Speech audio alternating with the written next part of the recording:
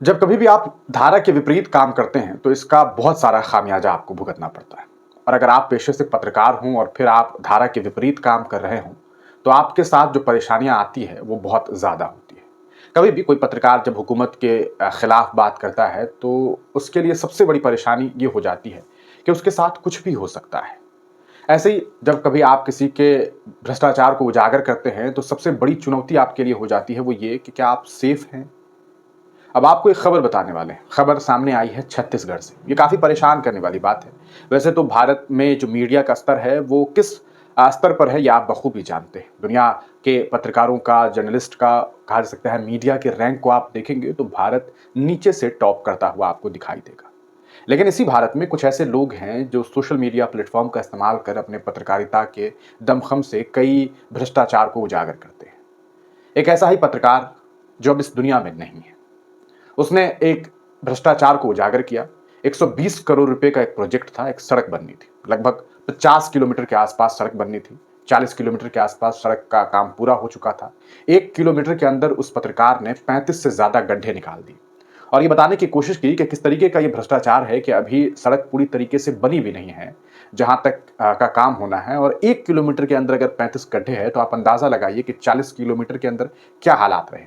इसके अलावा उन्होंने इस चीज़ के बारे में भी कई सारी बातें कही कि जो मटेरियल का इस्तेमाल किया गया, जो सामग्री का इस्तेमाल किया गया, वो सही नहीं है।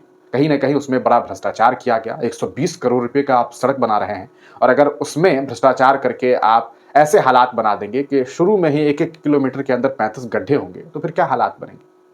ये काम किया था एक पत्रकार ने जो एक यूट्यूब चैनल चलाता था, बस्तर जंक्शन करके। आपको बता दें, इस पत्रकार का नाम है मुकेश चंद्राकर। मुकेश चंद्राकर की उम्र है 32 साल। मुकेश चंद्राकर ने एक रिपोर्ट प्रकाशित की। एनडीटीवी को भी उसने इस पूरे मामले को लेकर के जो है रिपोर्ट दी और इसी आधार पर एक खबर बनी। 1 तारीख को जब ये खबर कहा सकता है पिछले दिनों जब पिछले साल ये खबर प्रकाशित हुई, तो इसके बाद उस जो ठेकेदार था वो पूरा का पूरा जो सड़क बना रहा था, उस ठेकेदार को परेशानी हुई। एक कमेटी गठित कर दी गई। पीडब्ल्यूडी को ये सूचित किया गया कि भाई आप किस तरीके का काम हो रहा है, इस पर आप मुआयना करिए, देखिए कि कहाँ कोई करप्शन हो रहा है। क्योंकि ऑब्वियस सी बात है, 120 करोड़ रुपया अगर खर्च हो रहा है तो काम होना चाहिए सही से। कमेटी बिठाई गई, कमेटी गठित हुई, जाँच पड़ताल जो है वो जारी था। इसी बीच 1 जनवरी यानी कि 2025 के पहले ही दिन पत्रकार जो है, आपको मुकेश चंद्राकर, उसे एक फ़ोन आता है। फ़ोन कॉल पर उसे एक बुलावा आता है और ये बुलावा किसी और ने नहीं बल्कि उसी ठेकेदार ने जो है वो बुलावा दिया होता है कि आप आइए। शायद मुकेश चंद्राकर को लगा होगा कि मुमकिन है कि ठेकेदार साहब अपनी सफाई देंगे। हो सकता है कि ठेकेदार साहब सही हों, उनकी अपनी गलती नहीं हो, व्यक्तिगत तौर पर उन्होंने चाहा हो कि सब सही हो, लेकिन वो किसी के दबाव में ये सब कर रहे हों। मुमकिन है कि एक पत्रकार तो यही सोच सकता है। पत्रकार ये थोड़ी सोचेगा कि उसे पकड़ करके कोई मार देगा। पत्रकार का तो काम ही होता है, वो समाज का आईना होता है। वो कहा जा सकता है कि डेमोक्रेसी का एक चौथा स्तंभ है। उसका तो काम ही ये है कि किसी भी सूरत-ए-हाल में वो डट करके खड़ा हो, हकीकत दिखाए, सच दिखाए, दुनिया को ये बताए कि क्या चल रहा है, क्या नहीं चल रहा है। कोरोना का महामारी रहा हो या फिर इमरजेंसी का वक़्त रहा हो, पत्रकारों ने हमेशा बुलंदी के साथ आवाज़ बुलंद की।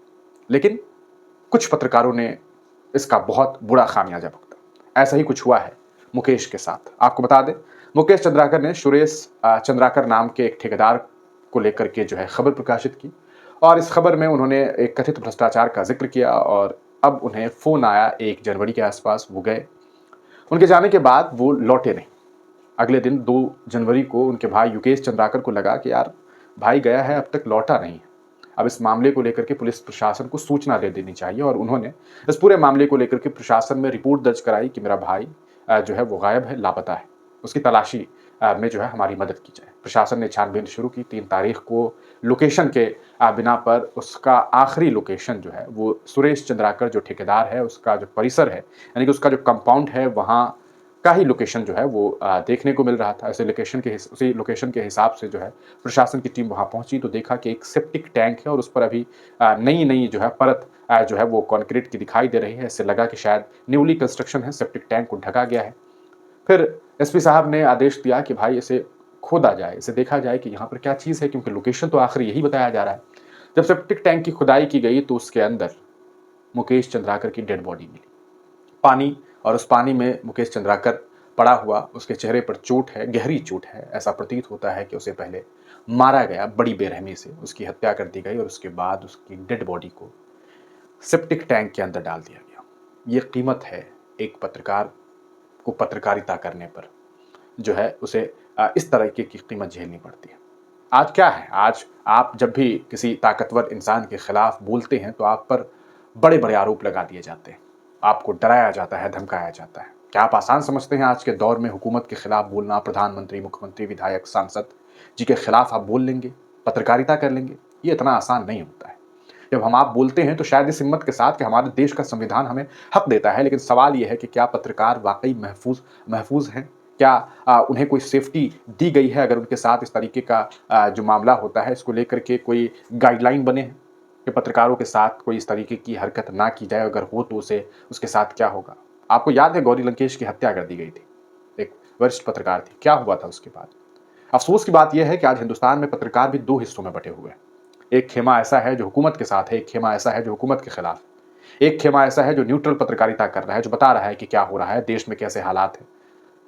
हालात ये हो गए हैं कि जो वाक़ई पत्रकारिता कर रहे हैं, उन्हें बहुत कुछ झेलना पड़ रहा है। आज जो कुछ मुकेश चंद्राकर के साथ हुआ है, मुकेश चंद्राकर के साथ ये पूरा मामला छत्तीसगढ़ में हुआ। दिल्ली तक ये आवाज़ पहुँचने में काफ़ी वक़्त लग गई। वजह ये है क्योंकि मुकेश चंद्राकर कोई बहुत बड़ा पत्रकार नहीं था, कोई उसके पास उसका कोई बड़ा टैग नहीं था। आज आप पहली बार नाम सुन रहे होंगे।